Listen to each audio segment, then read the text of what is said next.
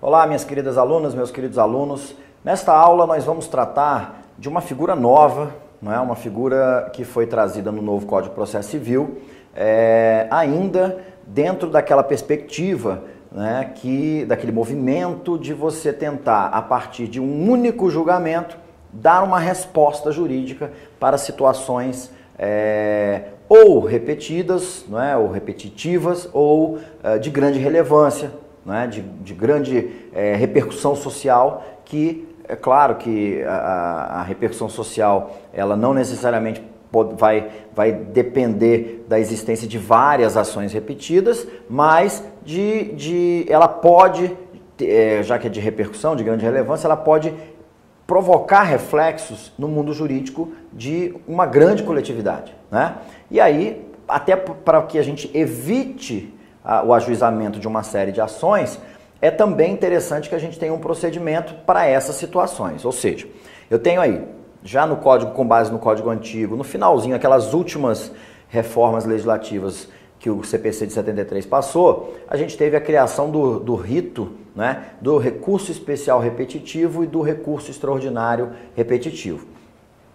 Essa foi uma inovação à época muito interessante, muito importante. Por quê? Porque o STJ, com seus poucos 33 ministros, né, tem aí um acervo de processos, de recursos, além da sua competência originária, que vai aí perto de 4.000 processos por ministro por ano, né? Então, o que acontece? Você tem uma série de recursos que dispõem, já que são tribunais, o STJ, aliás, como qualquer tribunal superior, a sua função precípua é a uniformização da interpretação do direito federal, no caso do STJ, do direito federal sem ser de competência específica, como trabalhista ou eleitoral, que aí eu tenho o TRT e tenho o TSE, mas a ideia de uniformização da interpretação do direito deixa claro que o papel desse tribunal, né, não especificamente, mas principalmente o de dar uma resposta, né, uma resposta que oriente todo o Poder Judiciário a respeito de qual é o sentido ideal que uma norma federal deve ter ou receber, tá? E, claro, o legislador fez essa mudança no Código de Processo Civil de 73 e possibilitou então que o STJ, identificando uma série de recursos especiais que tinham por objeto o mesmo fundamento de direito, opa, peraí, eu não vou ficar aqui enxugando gelo, todo dia julgando 10 recursos especiais que na verdade têm o mesmo objeto jurídico, né? Vamos fazer o seguinte, para tudo, eu vou pegar aqui uns 2, 3 processos recursos que demonstrem essa temática, que tragam os argumentos, vou esgotar esses argumentos, vou esgotar a minha discussão sobre esses argumentos e vou dizer, olha, o entendimento é esse aqui. E aí, a partir do momento que eu tenho esse entendimento, eu devolvo esse entendimento lá para o Tribunal ACOR, porque, na verdade, quando eu suspendi tudo, eu acabei determinando que recursos que tivessem o mesmo objeto ficassem represados, né, lá no TRF, lá no TJ.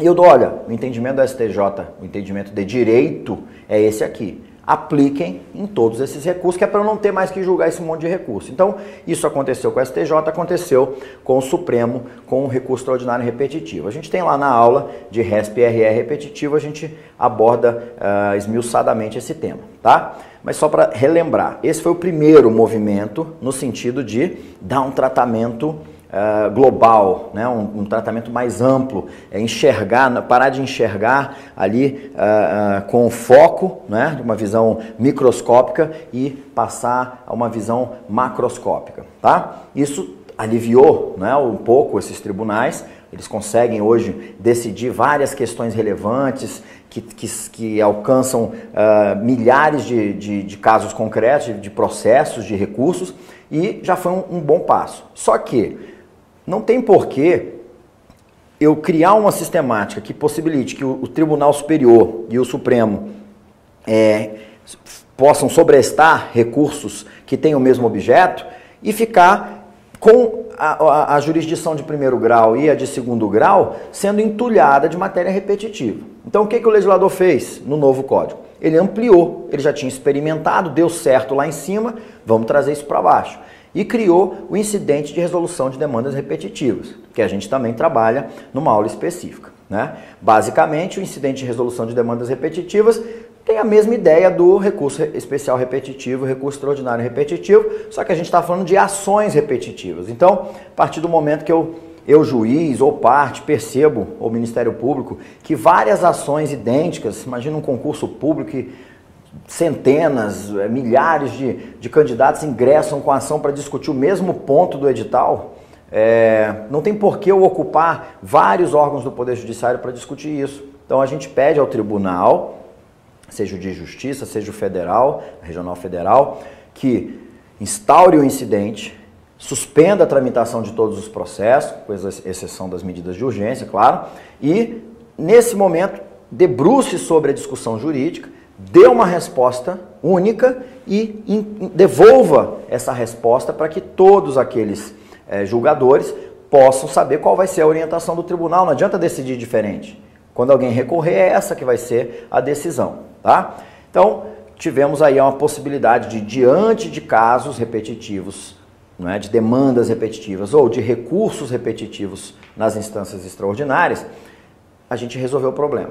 Mas ainda teria uma outra situação, e eu comecei essa aula tratando disso, que seria aquela hipótese em que nós estamos enfrentando, eu digo tribunal, um tribunal regional, um tribunal regional federal ou um tribunal de justiça, por exemplo, está ali, o relator pega um recurso de apelação e de repente ele percebe o seguinte: olha, tem uma matéria aqui importante, uma matéria relevante, uma matéria de repercussão social, isso aqui ainda vai dar o que falar, isso aqui ainda vai dar confusão. É melhor o seguinte, é melhor que a gente já dê uma decisão que sirva de orientação para todos os juízes que estão vinculados ao nosso tribunal, para que a gente evite, não é, novamente aquela multiplicidade de ações e, posteriormente, de recursos. Só que eu não posso trabalhar simplesmente num caso concreto, dar uma decisão e querer que tenha toda essa eficácia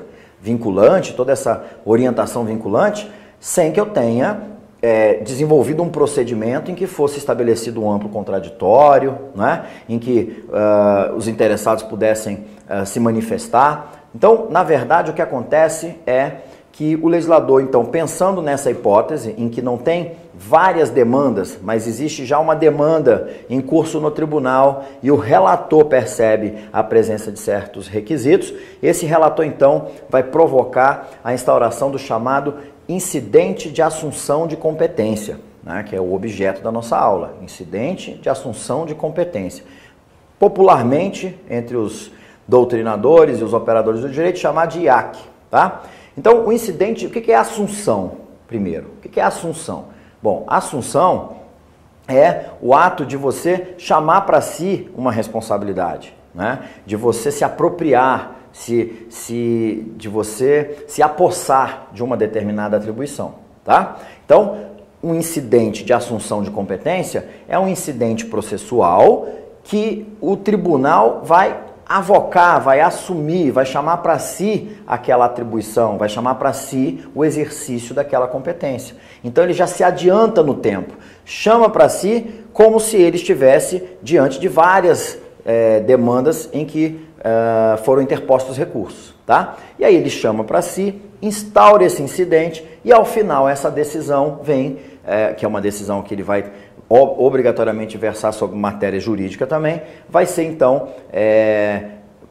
proclamada e vai servir de orientação, né, jurisprudencial, da mesma forma que a decisão de um IRDR, um incidente de resolução de demandas repetitivas, da mesma forma que um recurso especial repetitivo, que um recurso extraordinário repetitivo. Tranquilo? Vamos olhar aqui o que dispõe o artigo 947 do Código de Processo Civil. Ele traz aqui os requisitos, né? Ele diz assim: é admissível a assunção de competência quando o julgamento de recurso, remessa necessária ou de processo de competência originária envolver relevante questão de direito com grande repercussão social, sem repetição em múltiplos processos. Então, percebam, pega o código de vocês aí, ou o caderno, ou o computador, e vamos destacar. Eu gosto de rabiscar código, então vamos destacar aqui. Primeiro, a gente não pode confundir com o IRDR. Então, aqui eu não tenho repetição em múltiplos processos. Então, seria bom vocês destacarem que é sem repetição em múltiplos processos, tá? Outra observação que é importante frisar: envolver, além de ser uma questão de direito, tal qual o IRDR, a gente discute apenas questão de direito, tal qual no recurso especial repetitivo e no recurso extraordinário repetitivo, a gente também discute somente questão de direito, mas aqui fala, ó, relevante questão de direito. Então, essa adjetivação aqui já torna mais especial esse procedimento, né? Já restringe a sua aplicação. Então, é uma questão de direito, mas é uma questão relevante, e o legislador não parou apenas na relevância. Ele coloca aí uma relevante questão de direito com grande repercussão social. Então, aquilo que eu disse, né, que não é nem só o potencial de provocação de reflexos no meio social, porque a repercussão, algo que repercute, né, é algo que já transcendeu, algo que já se expandiu, né, no meio social. Então, uma questão de direito relevante que tenha esse grande alcance, esse grande reflexo no meio social. Tá? E sem repetição em múltiplos processos. Então, presentes esses requisitos, tá? E isso pode ser tanto no julgamento de recurso. De que recurso? Bom, se a gente está falando de um tribunal, né, pode ser uma apelação, pode ser um agravo de instrumento, tá?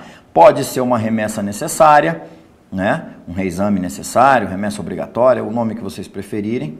Tá? Ou mesmo um processo de competência originária, ó, por exemplo, um mandado de segurança, que é de competência originária do tribunal e que se discute matéria de direito. Tá? E aí, então, o procedimento ele se inicia por uma proposta do relator. E essa proposta do relator pode partir dele, o próprio relator resolve propor a instauração do IAC, né, do incidente de assunção de competência, ou pode ser por requerimento da parte. Então, a parte interessada, né, provoca o relator, e o relator, convencido da presença dos requisitos, propõe a instauração do incidente. Tá?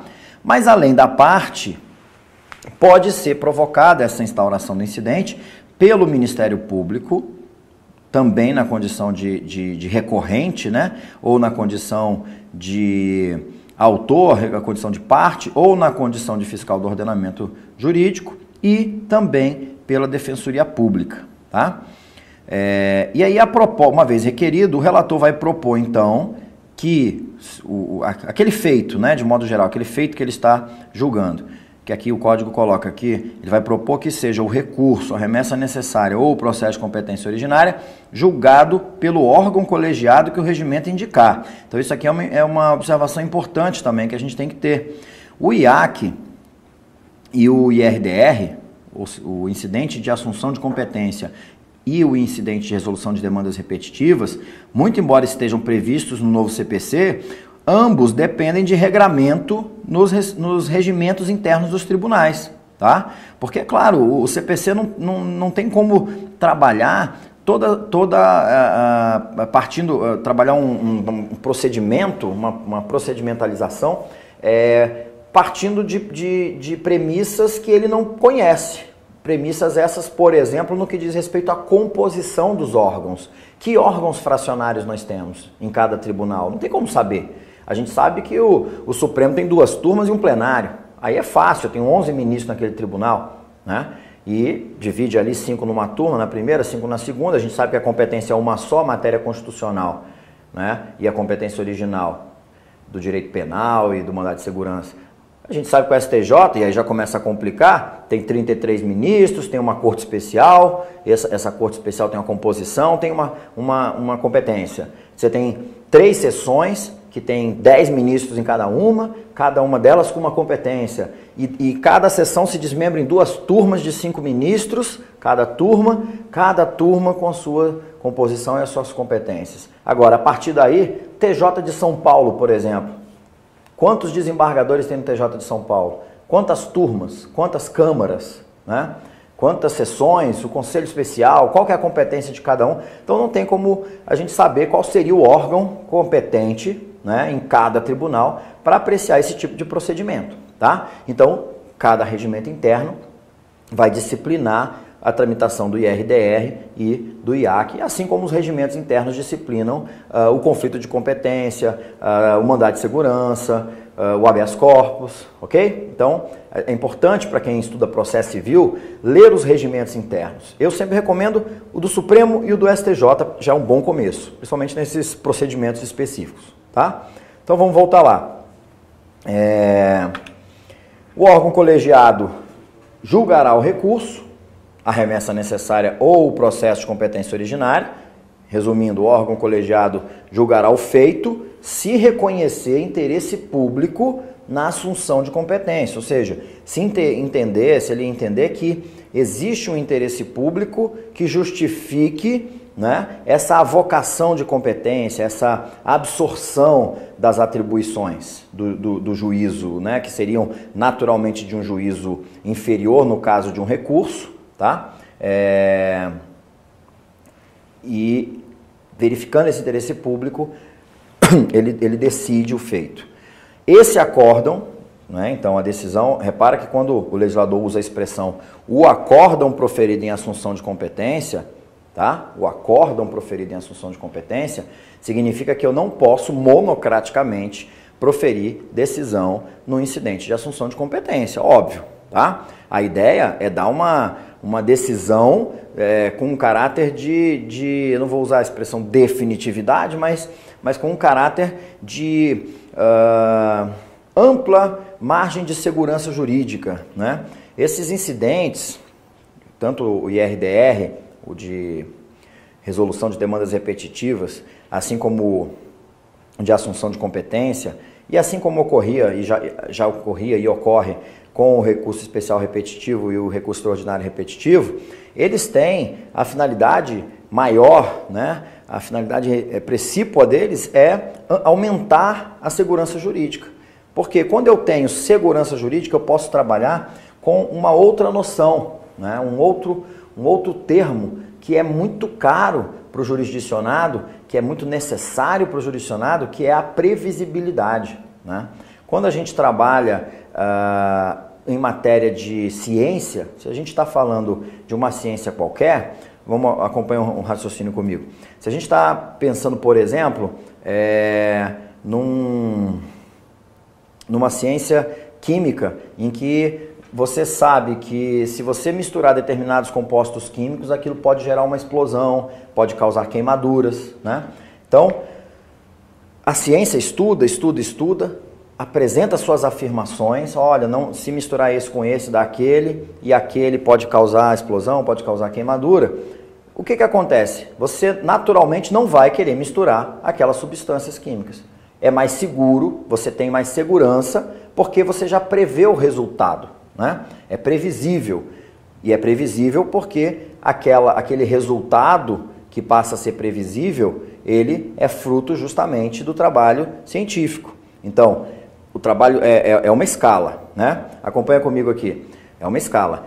Eu tenho o trabalho científico, a afirmação, previsibilidade do resultado, e isso me garante o quê? Segurança. Traz para o plano da ciência jurídica. Se eu tenho o emprego de uma metodologia científica na interpretação das normas, né, eu vou fazer as minhas afirmações finais. Essas afirmações finais, elas vão garantir previsibilidade.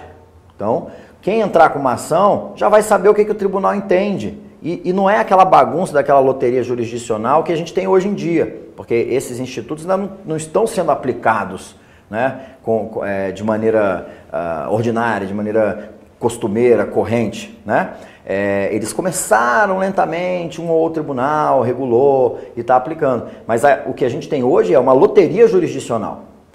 A primeira turma entende de um jeito, a segunda entende do outro. Se eu quero do outro, eu tenho que protocolar e rezar. Rezar. Para quê? Para que meu processo seja distribuído para aquela outra turma. Porque se for para a primeira, eu vou perder. Se for para a segunda, eu vou ganhar. A partir do momento em que o tribunal se reúne no seu órgão colegiado maior e dá aquela decisão Quando eu entrar com a ação no primeiro grau, eu já sei que não importa o que o juiz entenda. Quando eu recorrer, não importa para que turma o meu recurso vai ser distribuído. Por quê? Porque vai ter uma decisão previsível. E a partir do momento que eu tenho previsibilidade, eu tenho o quê? Segurança. No nosso caso, segurança jurídica. Tranquilo? Então, esses incidentes, eles trabalham no sentido de aumentar o grau de segurança jurídica a partir da previsibilidade do resultado. Vamos voltar aqui para fechar nosso material. Então, o acórdão proferido em assunção de competência, olha só o comando, ó, vinculará todos os juízes e órgãos fracionários do próprio tribunal, né? Porque se você tem ali, vamos supor que o STJ resolva colocar para que as sessões, né, que são sessões temáticas, cada sessão do STJ, a primeira sessão tem como órgãos fracionários vinculados a ela duas turmas, né? Então a primeira sessão tem a primeira e a segunda turma, a segunda sessão a terceira e a quarta turma, a terceira sessão a quinta e a sexta turma. Primeira e segunda turma, primeira sessão, direito público, terceira e quarta, segunda sessão, direito privado, quinta e sexta, terceira sessão, direito penal. Então vamos supor que o regramento do regimento coloque essa atribuição para a sessão. E a sessão, a primeira sessão, analisando uma matéria de direito tributário, deu uma resposta num incidente desse, tá? O que vai acontecer? A partir daí, a primeira e a segunda turma estão vinculados, ok? Então, a ideia é essa, tá? Na verdade, eu usei aqui o STJ como referência, mas no âmbito do STJ e do Supremo, a gente vai, quando chegar a esses tribunais, a gente já chega pela via do recurso especial ou do recurso extraordinário, né? Então, na verdade, a gente vai usar o rito do recurso especial repetitivo ou recurso extraordinário repetitivo. Mas a gente tem que lembrar que existem também competências originárias de tribunais em que o STJ ele funciona como órgão de revisão, órgão de dupla jurisdição ordinária, tá? Então, isso pode acontecer com as turmas de um tribunal de justiça, que acima dessas turmas tem uma câmara, por exemplo. Então, essa decisão, esse acórdão proferido em assunção de competência, vinculará todos os juízes e os órgãos fracionários daquele tribunal que decidiu o incidente de assunção de competência. E aí o legislador faz uma ressalva. Ele diz, exceto se houver revisão de tese. Isso aqui é o juízo de superação, óbvio, né? Quando a gente trabalha com o sistema de precedentes, a gente falou sobre precedentes lá atrás, né? Salvo engano, quando a gente comentou o parágrafo 1º do artigo 489, naquela aula de fundamentação das decisões, a gente pegou os últimos incisos ali, os 5 e os 6, que eles trabalham justamente com os institutos que são indissociáveis do sistema de precedentes, que é o juízo de superação e o juízo de distinção. Então, é permitido, né, no sistema de precedentes, e não só é permitido, como é necessário que você, né, diante de alterações no mundo dos fatos, você possa rever a tese jurídica, superar aquele entendimento. Então, se houver a superação do entendimento, é óbvio que essa vinculação deixa de existir, tá? E, por fim, diz aqui o legislador que esse procedimento do incidente de assunção de competência, ele também vai ser aplicado, né, aplica-se o procedimento, quando ocorrer relevante questão de direito a respeito da qual seja conveniente a prevenção ou a composição de divergência entre câmaras ou turmas do tribunal. Então aqui é a mesma coisa, né? Se eu tenho uma relevante questão de direito, de novo, tem que ser de direito e tem que ser relevante, tá?